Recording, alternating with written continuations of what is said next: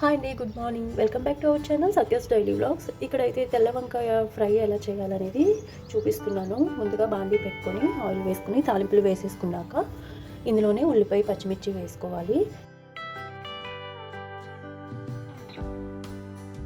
తర్వాత కరివేపాకు కూడా వేసుకొని బాగా ఫ్రై చేసుకోవాలి.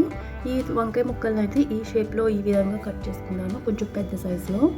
తర్వాత అవి సాల్ట్ వాటర్లో వేసేసాను, లేదంటే బ్లాక్ అయిపోతాయని. తర్వాత ఉల్లిపాయ ముక్కలు సగం ఫ్రై అయినప్పుడే అల్లం వెల్లుల్లి పేస్ట్ వేసుకొని పచ్చివాసన పోయేంత వరకు ఫ్రై చేసుకోవాలి.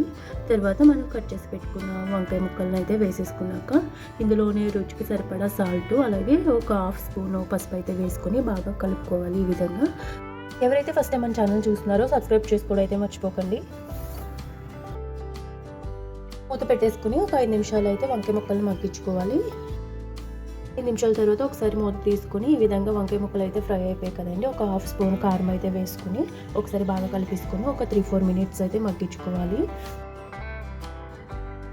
ఇలా దగ్గరికి అయిపోయాక స్టవ్ అయితే ఆఫ్ చేసేసుకోవాలి. కర్రీ అయితే రెడీ అయిపోయింది.